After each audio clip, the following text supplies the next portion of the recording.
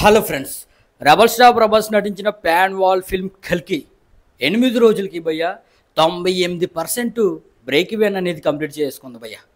ఒక 2 రాష్ట్రాలు మినహాయిస్తే మిగిలిన స్టేట్లన్నీ కూడా ప్రపంచమంతా కూడా బ్రేక్ ఈవెన్ అనేది ఈ మూవీ 8 రోజులకే కంప్లీట్ అయిపోయింది భయ్య. అయితే 8 రోజులకి 780 కోట్ల పైన గ్రాస్ను 360 కోట్ల పైన షేర్ను రాబట్టిన ఈ మూవీ ఎక్కడెక్కడ బ్రేక్ ఈవెన్ అయిందో తెలుసుకుందాం భయ్య. ముందుగా నైజాం అంటే తెలంగాణ మొత్తం వస్తుంది భయ్య.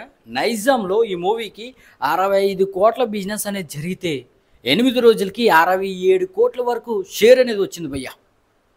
అంటే 2 కోట్ల ప్రాఫిట్లోకి నైజాంలో 8 రోజులకి ఎంటర్ అయిపోయిందనమాట ఈ మూవీ.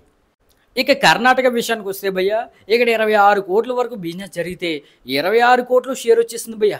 లక్షల్లో ప్రాఫిట్ అనేది ఈ మూవీ 8 రోజులకి ఎంటర్ అయిపోయింది. ఇక కేరళ విషయానికి వస్తే 6 కోట్ల బిజినెస్ ఇక్కడ జరిగితే 8 కోట్ల వరకు షేర్ అనేది 8 రోజులకి వచ్చింది భయ్య.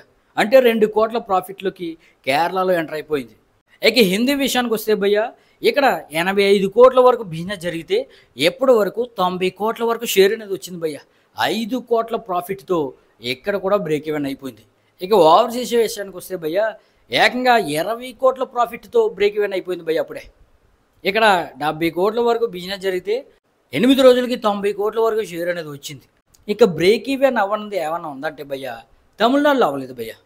తమిళనాడులో 16 కోట్ల బిజినెస్ జరిగితే 8 రోజులకి 15 కోట్ల వరకు షేర్ వచ్చింది. ఇంకొక కోటి షేర్ వస్తే హిట్ లిస్ట్లోకి వెళ్ళిపోద్ది. 9వ రోజు కలెక్షన్స్తో అక్కడ కూడా బ్రేక్ ఈవెన్ అయిపోద్ది భయ్య. ఇక ఫైనల్గా బ్రేక్ ఈవెన్ అవ్వాల్సింది ఏదన్నా ఉందంటే ఏపీ భయ్య. ఏపీ మొత్తం మీద ఇక్కడ 75 కోట్ల వరకు బిజినెస్ జరిగితే ఎప్పటి వరకు 60 కోట్ల వరకు షేర్ వచ్చింది భయ్య. ఇంకో 15 కోట్ల షేర్ వస్తే ఏపీలో కూడా బ్రేక్ ఈవెన్ అయిపోద్ది. 8 రోజులకే 98% బ్రేక్ ఈవెన్ అనేది కంప్లీట్ చేసుకుంది. చాలా చోట్ల లాభాల్లోకి ఎంటర్ అయిపోయిందనమాట. మరి ఈరోజు 9వ రోజు ఎంతవరకు గ్రాస్ అనేది వస్తుందో మీరైతే కింద కామెంట్ చేయండి భయ్య.